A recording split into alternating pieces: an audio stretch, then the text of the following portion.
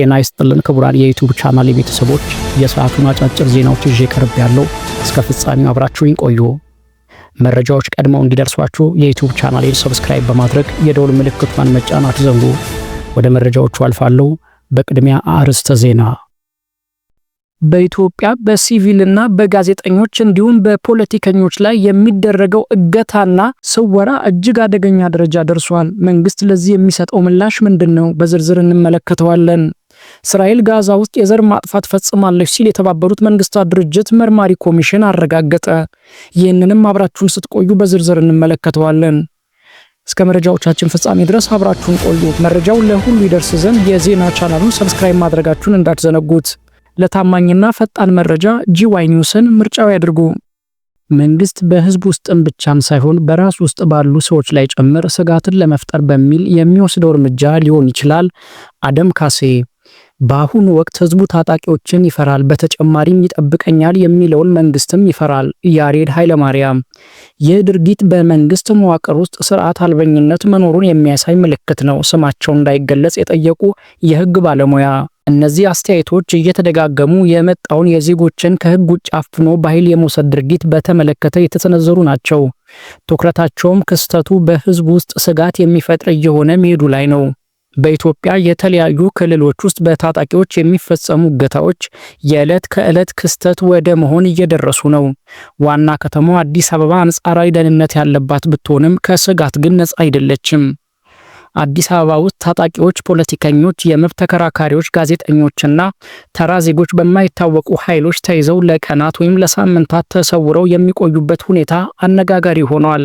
ሰዎች የጸጥታ ኃይል ነን በሚሉ ታጣቂዎች ነገር ግን የህግ ስርዓት ባልተከተለ ሁኔታ ከቤታቸው ከስራ ቦታቸውና ከመንገድ ላይ ታፍነው መወሰዳቸው ፍርሃትና ግራ መጋባትን ፈጥሯል።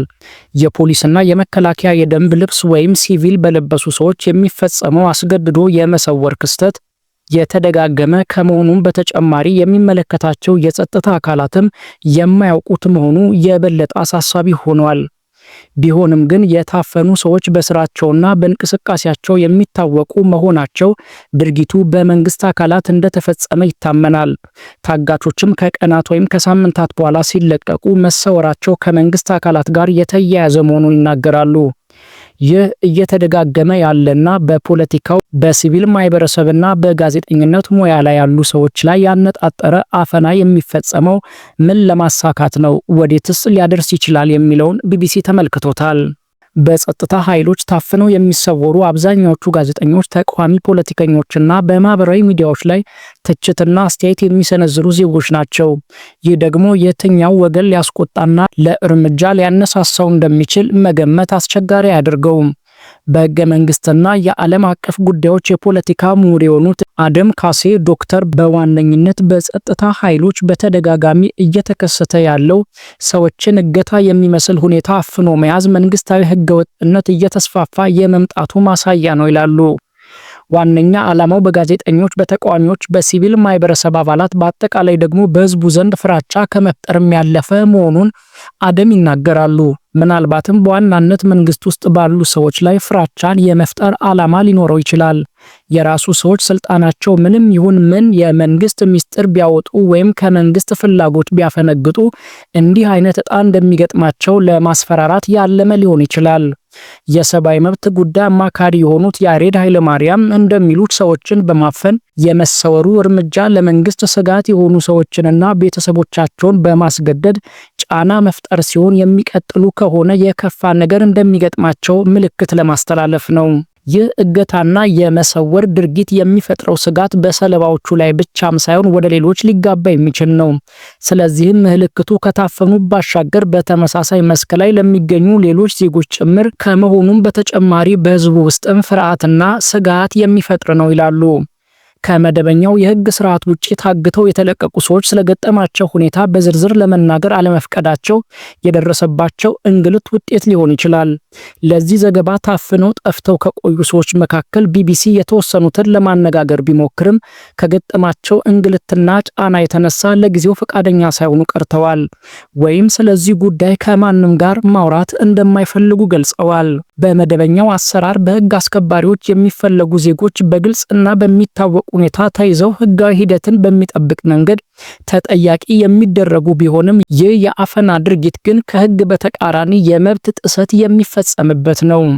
እንዲህ ያለውን የማፈንና የመሰወር አካሄድ ተግባራዊ የሚሆነው በመደበኛው ህግ ስርዓት በሄዱ ዜጎችን የማያስጠይቅና መንግስትንም የማያስኬድ መሆኑ በሚያውቁ አምባገነኖች የሚፈጸም ነው ይላሉ ያሬድ። አክለውም ወደ አፈና ሲገባ የህግ የበላይነት አያሳስብም። ወንጀልን መቆጣጠር ያለበት አካል ወንጀል ራሱ ሲፈጽም፣ ህግ ሲጥስ ለስርዓት አልበኝነት በር ይከፍታል። ጥቂት የማይባሉ በህዝብ የሚታወቁ ዜጎች ከቤታቸው ወይም ከስራ ቦታቸው ማንነታቸውን በማያውቋቸው የጸጥታ ኃይሎች ተይዘው መሰወራቸው መነጋገሪያ ከመሆን አልፎ ስጋትና መፈራራትን ፈጥሯል።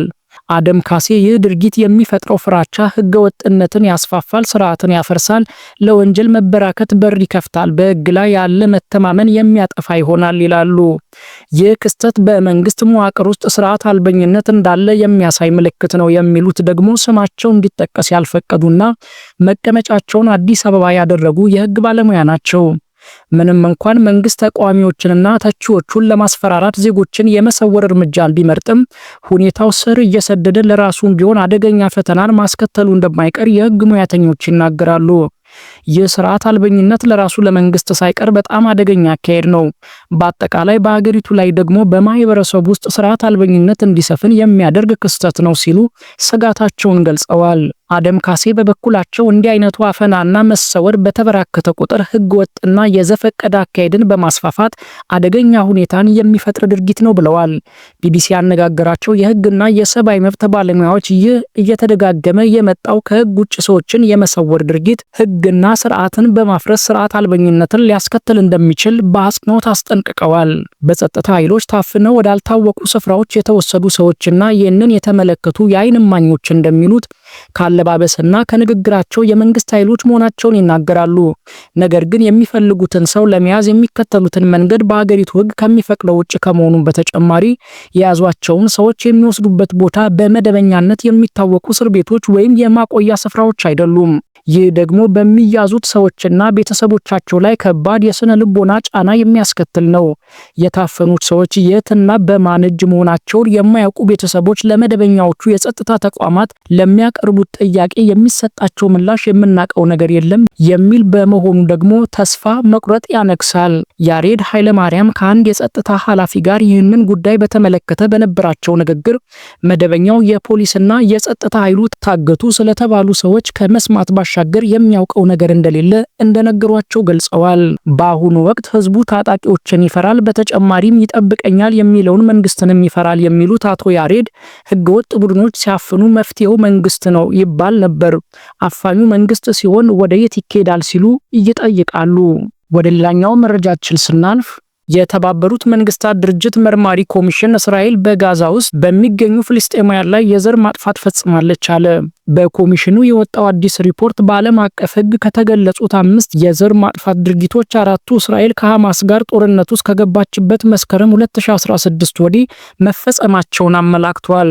እነዚህም አንድ ቡድን አባላት ላይ ግድያን፣ ከባድ የአካልና የአእምሮ ጉዳት ማድረስ፣ ቡድኑን ለማጥፋት ሆን ተብሎ የታሰበባቸው ሁኔታዎችን መፍጠርና እንዳይወለዱ ማድረግ እንደሆነ ጠቅሷል። ሪፖርቱ በእስራኤል መሪዎች የተደረጉ ንግግሮችና የእስራኤል ኃይሎች የሚወስዷቸው እርምጃዎች አካሄድ የዘር ማጥፋት ድርጊት ዓላማን የሚያሳዩ መረጃዎችን አድርጎ አቅርቧል። የእስራኤል የውጭ ጉዳይ ሚኒስቴር ሪፖርቱን የተዛባና ሐሰት ሲሉ ሙሉ ለሙሉ አውግዘውታል። ቃል አቀባዩ የኮሚሽኑ 3ቱ ባለሙያዎች የሐማስ ተላላኪዎች ሆነው የሚያገለግሉና በሐማስ ውሸት ላይ ሙሉ በሙሉ መሰረት ያደረጉ በሌሎች የተደገሙ ናቸው በማለት ክሶቹን ከዚህ በፊት የተጋለጡ ናቸው ብለዋል። እስራኤል በጋዛ ላይ ጦርነት የከፈተችው ሐማስ መስከረም 26 2016 ድንገተኛ ጥቃት ፈጽሞ 1200 ሰዎችን ከተገደሉና 251 ደግሞ ከታገቱ በኋላ ነው። 2 ዓመት ሊሞላው በተቃረበው በዚህ የእስራኤል ዘመቻ ቢያንስ 64905 ፍልስጤማውያን ፍልስጤማውያን ጋዛ ውስጥ መገደላቸውን በሐማስ የሚመራው የጤና ሚኒስቴር አስታውቋል። 3 አባላት ያሉት ገለልተኛው ዓለም አቀፍ መርማሪ ኮሚሽን የሚመራው ደቡብ አፍሪካዊቷ የቀድሞ የተባበሩት መንግስታት የሰብአዊ መብት ጉዳይ ኃላፊና የሩዋንዳ የዘር ማጥፋት ወንጀል ዓለም አቀፍ ፍርድ ቤት ፕሬዝዳንት በነበሩት ናቪ ፒላይ ነው። አዲሱ የኮሚሽኑ ሪፖርት የእስራኤል ባለስልጣናትና ወታደሮች በአውሮፓውያኑ 1948 በተቀመጠው የዘር ማጥፋት ብያኔ ላይ ከተገለጹት 5 የዘር ማጥፋት ድርጊቶች መካከል 4ቱን በጋዛ ውስጥ ፍልስጤማውያን ላይ መፈጸማቸውን አመላክተዋል። ለዚህ ኮሚሽኑ በሪፖርቱ የዘር ማጥፋት ማሳያ ያላቸውን የተፈጸሙ ድርጊቶችን በማስረጃነት አቅርበዋል። በዘር ማጥፋት ኮንቬንሽኑ መሰረት የዘር ማጥፋት ድርጊት ህጋዊ ፍቺውን ለማሟላት ፈጻሚው አካል ከነዚህ ድርጊቶች አንዱን የፈጸመው ቡድኑን ሙሉ በሙሉ ወይም በከፊል ለማጥፋት በማሰብ እንደሆነ መታወቅ አለበት። ኮሚሽኑ የእስራኤል መሪዎች ያደረጓቸው ንግግሮች የተመለከተ ሲሆን ፕሬዝዳንት አይዛክ ሄርዞግ በጠቅላይ ሚኒስትር ቤንያሚን ኔታንያሁና የቀድሞ የመከላከያ ሚኒስትር ዮአቭ ጋላንት የዘር ማጥፋት እንዲፈጸም አነሳስተዋል ብለዋል። በተጨማሪም የእስራኤል ባለስልጣናትና በጋዛ የሚገኙ የእስራኤል የጸጥታ ኃይሎች አካሄድን መሰረት በማድረግ ሊደመደም የሚችለው የዘር ማጥፋት ዓላማ ብቸኛው ምክንያት መሆኑን ነው ይላል። ኮሚሽኑ ያፈጻጸሙ ሁኔታ ሆን ተብሎ ታይቶ በማይታወቅ መጠን ፍልስጤማውያን ላይ ከባድ መሳሪያዎችን በመጠቀም መግደል እና ከፍተኛ ጉዳት ማድረስ፣ በሃይማኖታዊ ባህላዊና የትምህርት ቦታዎች ላይ ስልታዊና ሰፊ ጥቃቶችን መፈጸምና ጋዛን በመክበብ ነዋሪን ማስራብ ተፈጽሟል ብለዋል። የእስራኤል መንግስት ግን እርምጃውን የሐማስን አቅም በማውደም ላይ እንጂ በጋዛ ህዝብ ላይ ያነጣጠረ እንዳልሆነ አጥብቆ ይከራከራል። ኃይሎቹም በዓለም አቀፍ ህግ መሰረት እንደሚንቀሳቀሱና በሰላማዊ ዜጎች ላይ የሚደርሰውን ጉዳት ለመከላከል አስፈላጊውን ሁሉ እንደሚያደርጉ ይናገራሉ። እስራኤል በጋዛ ላይ ጥቃት በከፈተችበት የመጀመሪያው ዕለት ጠቅላይ ሚኒስትር ቤንያሚን ኔታንያሁ ክፉ ከተማ ብለው በጠሯት ጋዛ ውስጥ ሐማስ በሚገኝባቸው አካባቢዎች ሁሉ ከባድ የበቀል እርምጃ እንደሚወስዱ መናገራቸውን የኮሚሽኑ ሰብሳቢ ለቢቢሲ ተናግረዋል። ጠቅላይ ሚኒስትር ክፉ ከተማ የሚለውን ሐረግ መጠቀማቸው አጠቃላይ የጋዛ ከተማን እንደ ተጠያቂና የበቀል ኢላማ አድርገው እንደሚመለከቷቸው ያሳያል። እናም ፍልስጤማውያን በቶሎ ለቃችሁ ውጡ፣ ምክንያቱም በሁሉም ቦታ የኃይል እርምጃ እንወስዳለን ብለዋል ሲሉ አስረድተዋል። በሌላ በኩል የዓለም አቀፉ የፍትህ ፍርድ ቤት የእስራኤል ኃይሎች ላይ በደቡብ አፍሪካ የቀረበውን የዘር ማጥፋት ወንጀል ክስ እየተመለከተ ነው። እስራኤል ጉዳዩን ፍጹም መሰረተ ቢስ እንዲሁም አድሏዊና ሐሰተኛ ክሶች በማለት አጣጥለዋለች። ስለተከታተላችሁን እጅግ አድርገን እናመሰግናለን። አጫጭር ዜናዎቻችን እነዚህ ነበሩ። ከሰዓታት በኋላ በሌላ መረጃ መልሰን እስክንገናኝ በያለንበት መልካም ቆይታ ይሁንልን።